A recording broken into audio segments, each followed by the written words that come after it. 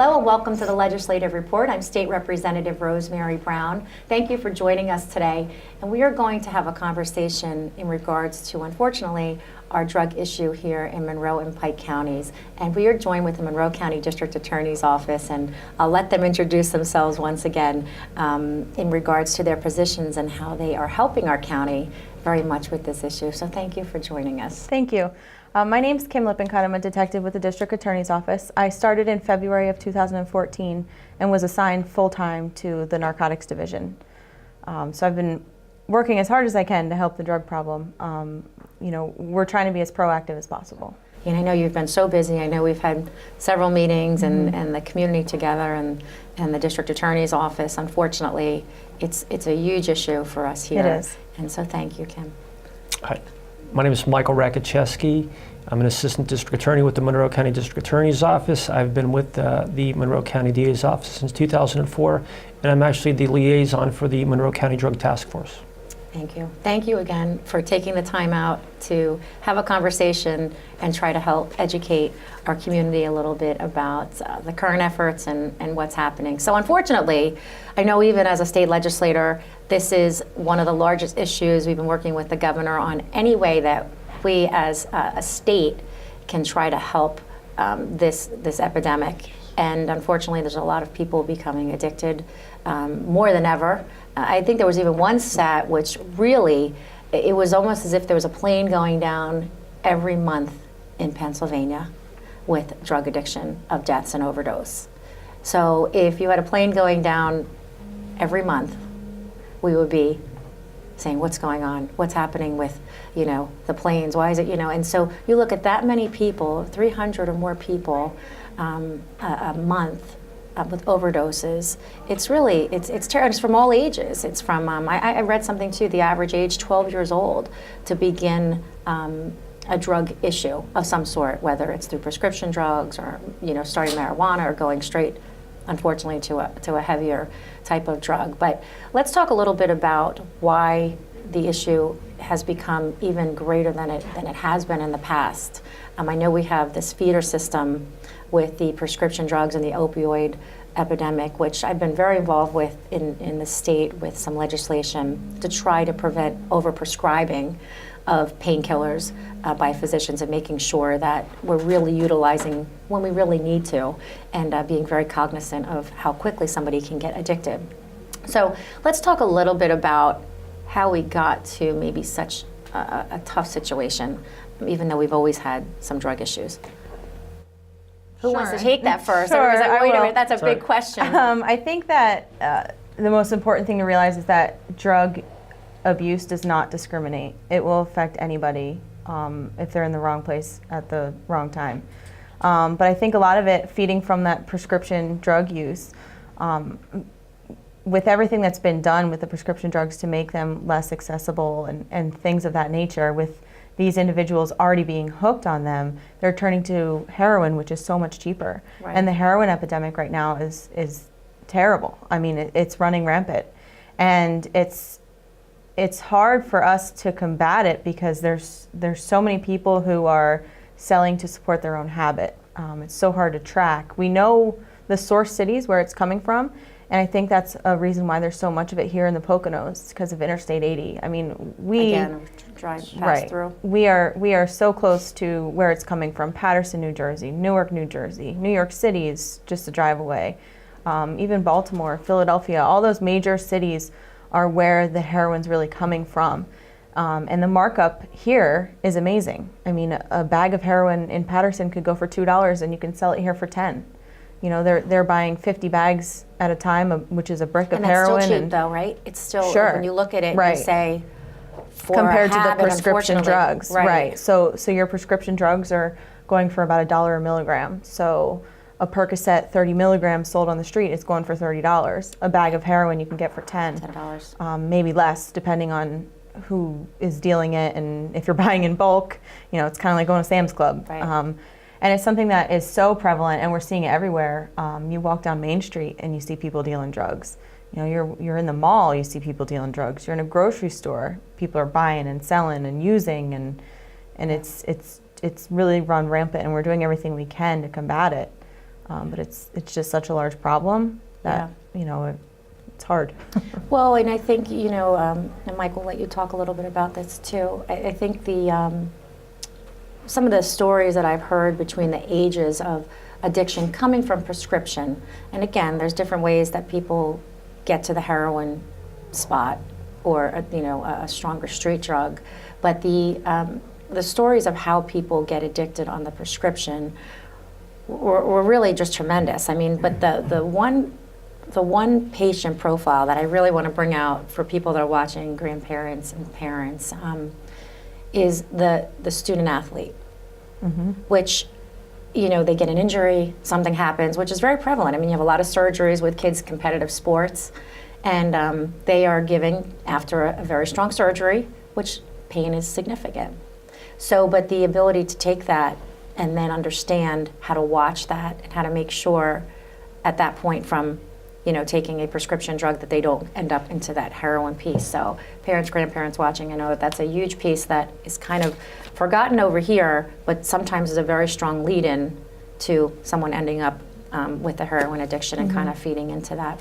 But as far as your work, the work that you are both doing, so we have this epidemic.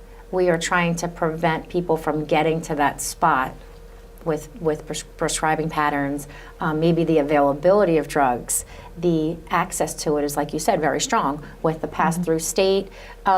What are some of, and it might be hard for you to answer some of this too, because I know it has to be protected, but some of the efforts and the initiatives to try to stop the access and the drugs on the street. Is there anything that you can say about that, as far as, you know, what we're doing to try to keep that accessibility for people lower here? Right. Obviously, we're targeting the people that are supplying the heroin. We're targeting the people that are bringing heroin into Monroe County from other places, such as the source cities. We're doing very well. I mean, we are seizing large quantities of heroin every day throughout the county. And the state police are doing an amazing job on the highway, stopping truckfuls, you know, of drugs. So we're doing everything that we can. I think from a community standpoint and maybe even a legislative standpoint, one thing that we as police officers really struggle with is when we arrest a user who we know is so sick and they're begging us for help, or we have parents that are begging us for help, and we don't have the resources to get them that help. And unfortunately, if you let them go or just fingerprint them and then they go home, they don't want the help anymore. It's kind of when the handcuffs are on, that's when they're willing to accept your help. And unfortunately, we can't just reach out to a rehab and say, hey, can you take this person in? Because of the lack of funding and the lack of resources and things of that nature. You know, I'm pretty sure I can speak for the majority of the police officers in this county. We want to help the addicts. We want them to turn their lives around. We want them to get better. It's hard to find those resources for those people, and there's so many of them that need help. Yeah, and it's a very different type of arrest. Like you said, the seller and then the user, right? So, right, and that's true. A lot of times, whether you arrest a user or seller, or a lot of times the seller is a user themselves in most cases. In a lot of cases they are, and they're selling to support their habit. But we prosecute them. But one of the things that we want to do, just like Detective Lippincott said, is to get them help. Because otherwise they're just going to resort back to using drugs again, let's say if they're released at some point. So I mean, that's a main consideration. And I do agree that I think we need more resources in the area to refer these people to. But one of the things is they have to want to get help. So unfortunately, it is not until they get arrested, until they face jail, that they finally are agreeable to try to get help. Right. Yeah, and there's been a lot of conversations about the treatment courts, right, and how important that is. And I don't believe we have a treatment court, but I believe that a lot of times the cases are treated in that way. We do, you know? We are sensitive, and we do try to look at treatment, and a lot of times, in most cases, at least that I see, from my perspective, are once a person's arrested, a lot of times they're incarcerated, and as a bail condition, they're looking at that point to try to get out to get in treatment. So a lot of times we may modify bail if they have an evaluation. If that evaluation says, yes, this person does meet the requirements, yes, this person would benefit from treatment. So a lot of times then they're released to inpatient, let's say treatment facilities, but a lot of times that's going to depend on what resources are available. If it's covered by insurance, if it's not, Right. so you run into those issues as well. Right, and that is a huge issue for people watching, is the insurance and the 30-day Right. treatment, and Right. most people know that a 30-day, this is a lifelong Right, it's a lifelong struggle, and that 30-day, especially on initial treatment, is not going to be that effective. Right. You know, so yeah, that's something that with the Centers for Excellence, for even the governor and the state, you know, trying to create long-term, even outpatient, which is tough. But a lot of people don't always agree that outpatient and inpatient kind of bring the same results, you know, for true recovery. So, but it is tough, and that is one of the largest pieces in supporting the funding to be able to do that and kind of not have people kind of go back into the cycle that they Right. were in. And that's the other thing too, is if you could treat the addiction and do away a little bit with the demand, hopefully that'll affect the supply too. Yeah. But- What do you think that people, since we are just almost out of time here, but what do you think that the people need to look for to report something? What are some of the small little signs, if you're walking down Main Street, if you're in a car, getting in your car somewhere and you see something, you know, what do people need to look for? You know, when they do call, it's anonymous, right? Or they don't have to, right? Sure. But what can they do to help our community? What do they look for signs of drug deals or things happening? Because if you don't want to see it, you don't see it sometimes. But I think every little call can make a real difference. Yeah, and I think one major thing to look for, especially in public places, is people meeting for very short periods of time. We're in 2017, everybody has a cell phone. If you need to talk to somebody, pick up the phone and call them or text them. It's very seldom now that you have face-to-face interaction with people for 30 seconds to a minute. So if you see something like that in a parking lot, there's probably more to it. They're not just meeting to say hi. Right. So that's things to look for. Another thing that people out there in the community and people who have a family member or friend who's dealing with addiction, the thing that they can do to really help law enforcement is provide us with as much information as possible. Where is your kid getting the heroin from? You know, who's the supplier? You know, where are they traveling to? Where do you see them coming from and going to? All of those things really help police in putting pieces together and building a case on somebody and working to really combat the problem. Right. So really keeping your eyes open. Anything else to add, Michael, for that, or pretty much the same? No, I would agree, the same thing. Yeah. Well, listen, and it's hard because there's probably a lot of different situations, you know, that it's an unusual and trying to always kind of beat the system and not be noticed. So, but I think, you know, people do see some odd things and they shouldn't be afraid to call. Where do they call for if they have something they want to report? The Monroe County District Attorney's Office has an anonymous tip line on our website. That's www.monroecountyda.com. Okay. You can go on the website under the Drug Task Force section and you can submit an anonymous tip, as many as you want. Also, all of the contact information for the Drug Task Force is on there. And the Monroe County Drug Task Force obviously covers the entire county, but we're kind of unique in that we can send out certain resources to certain areas. So if your problem's not getting resolved by a certain police department or jurisdiction, you can always call us and we can allocate some officers to your area or give you the attention to- resources that you need to solve the problem. Okay, great. Well, listen, thank you so much. I know it was a very short conversation, again, on a very big issue, but thank you for the work that you're doing, and we know you have some big obstacles there as well. Thank you for having us. So, Thank you. Thank you. So we're going to take a quick break, and we'll be right back with the legislative report.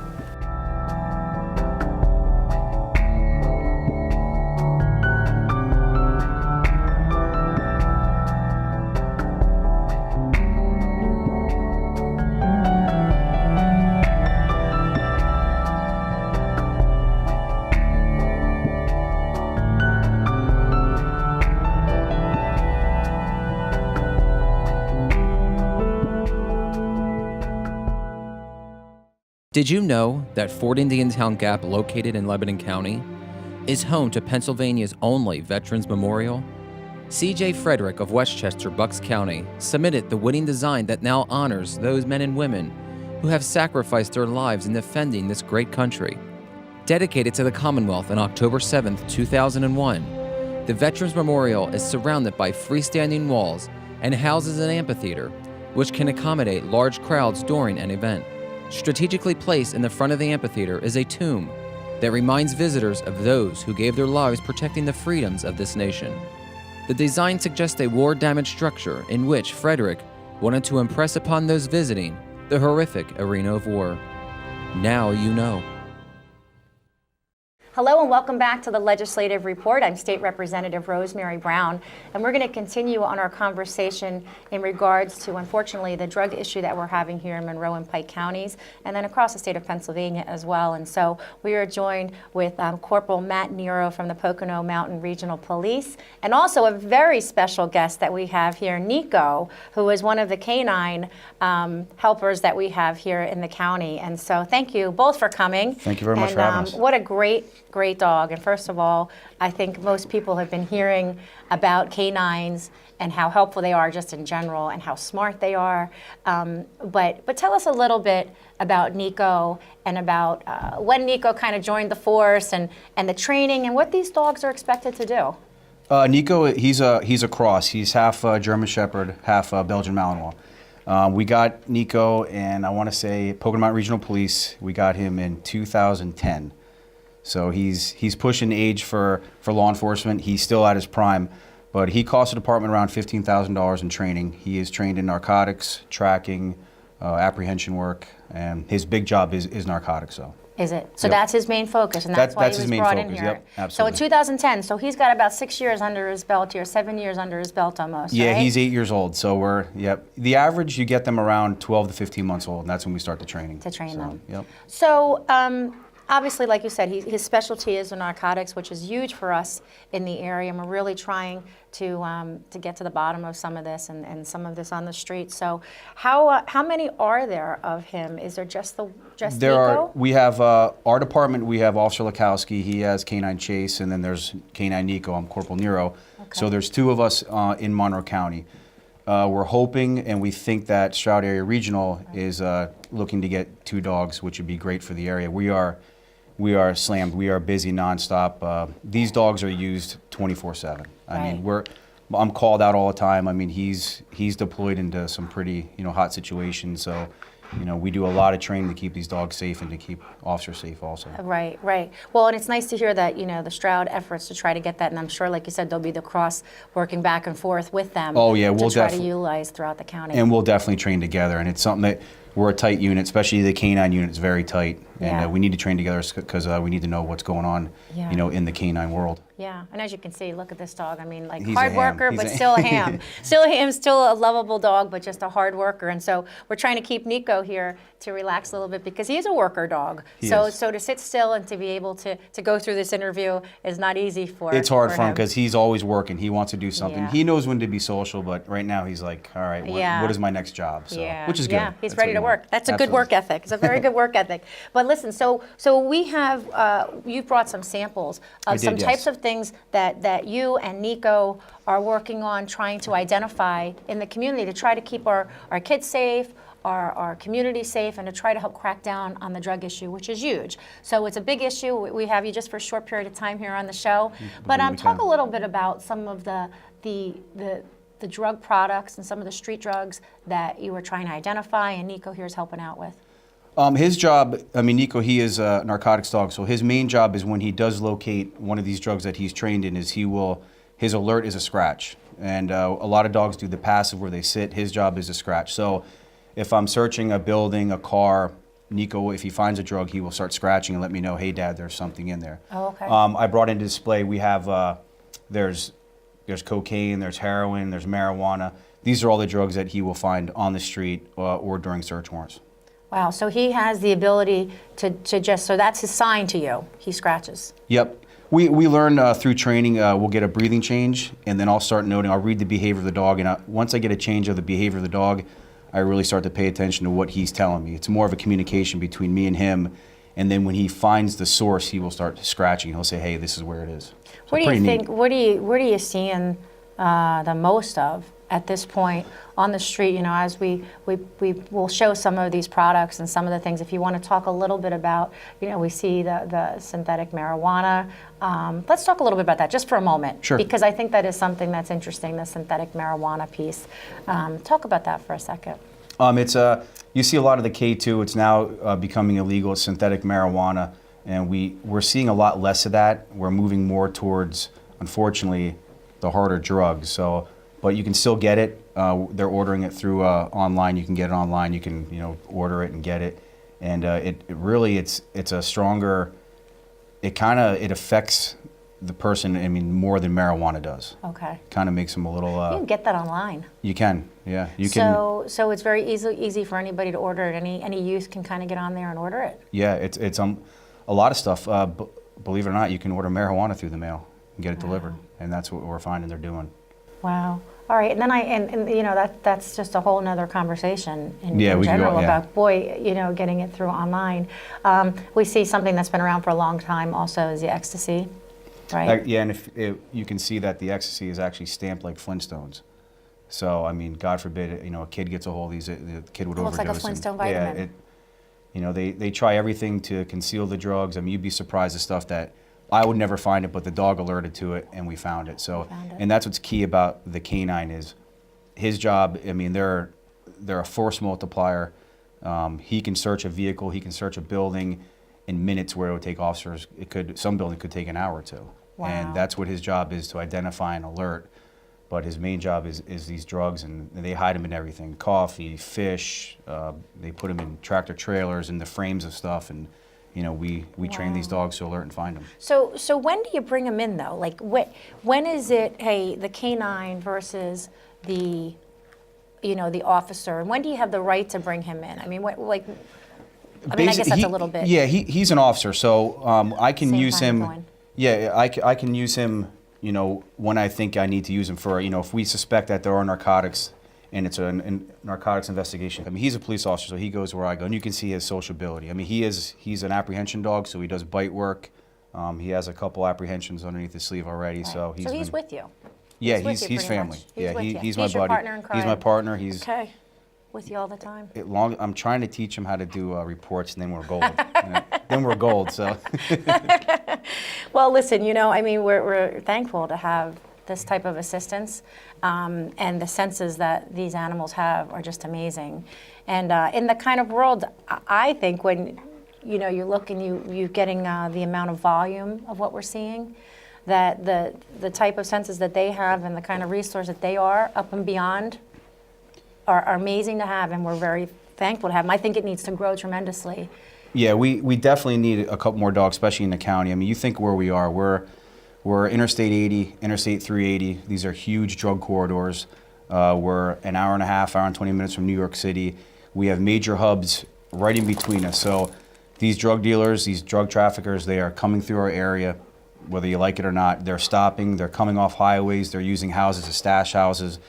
It's here, and that is our job to combat it and go in there and find these drug dealers, and because it's affecting our community, it's affecting the kids, and the biggest epidemic is, I'm sure we're going to talk about it, is the heroin. Yeah. It is just, it's off the charts right now. So yeah, what are you seeing on the changes of heroin? We talked about it a little bit earlier in the show with the district attorney's office, but that being one of the least expensive, very accessible, but also having a high markup, which is crazy because selling that for $10 a bag, which I consider still extremely cheap and accessible, adding to the problem. But also something like that would New Jersey sell for $2 a bag, which is crazy. So that amount for people to pay here, and just the accessibility of it. What are you seeing with the heroin? Well, what we're seeing is, when I brought in display, you'll see that there's a lot of opiates, the pills, where say the person goes to the doctor, he gets a prescription for pills, and then the prescription runs out. He then goes to the street to find these pills, and he's paying $30, $50 a pill. That runs out, they have no money, so unfortunately they look at heroin, which is 10 times as strong. They can pay $5 to $7 a bag, and that's when they start the heroin. And then it's it's downhill from there. And so they're getting it a lot cheaper. The effect is better. And now what the dealers are doing is they're starting to lace it with fentanyl. So Right. you're getting a lot of overdoses. People are dying from it. And the scary part is when the people overdose, the other users, they want to find out where the bag came from. That's why you see the bags are always stamped. That's usually the dealer, and that's, say it's a Scorpion stamp, whatever it is they'll see them overdose and they'll want to find out who that dealer is because the drug was so strong. So these people are dying and It's actually an attraction. It's an attraction. To get from that It doesn't dealer. make sense. Yeah, and talk a little bit more about that mix, I think, of the lacing, because there's also another component that's a little scary out there, even for first responders, to even come near and touch part of these products that are getting out there. The fentanyl, I mean, they're using they're not even a horse tranquilizer; it's an elephant tranquilizer. So a granule of sugar is enough will definitely kill the dog. It'll probably kill me as the officer. So, and this is what they're starting to mix in these bags of heroin, and it's killing people. Right. And it's making it stronger, but it's horrible, and it's scary to bring the dogs into this because they're a vacuum. Right. They go in the car. The first thing they're doing is, you can hear him right now. He's using his nose. He's bringing everything in. He's trying to figure out what it is. So I fear, and in law enforcement, as these dogs, if they do ingest it, we have to be ready. We have the Narcan, so the heroin is, it's not fun, searching, Right. looking for it because So you don't know You're seeing what. a lot of that, and that's a Seen a lot lot. of what Nico's here is able to pick up. Absolutely, yeah. I mean, he's well over millions of dollars in seizures of drugs. I mean, throughout his career, so he's been doing phenomenal. But there's always that. He's family, so it's my job to protect him also. And you just hope that day doesn't come where the dog does ingest that. Right, right. Well, it becomes for all the first responders and for all of you in law enforcement. I know it's been a big conversation with us in Harrisburg about the changing product and how even now on the overdoses and everything to be careful. Yeah, we don't with that. even if we find it, it's basically it gets sealed and it goes in evidence. Back in the day we were doing NIC tests on it and testing it, see if it was positive. Now, once we suspect that it is, it just goes right to a lab. We don't even really handle it without gloves and everything. Yeah. Scary. Well, listen, we've shown very quickly just a few of the street drugs that seem to be of the highest concern. The new, like I said, with lacing some of this and the dangers of that. People should be aware of that and to not go near any of the products if they do see them. And of course, if they have any tips or anything or any concerns, to always contact their police enforcement, Absolutely, yeah. Pocono Contact Mountain Regional Police or the local DA's law office. enforcement. Be alert, be aware. It's out there. It's not to say it's in your backyard, but it could be. Yeah. And that's our job. That's why we have the dogs, and that's our job is to go out there and find these drug dealers, to clean the streets up, to let society just live, and because it affects everybody from the Yeah. bottom to the top.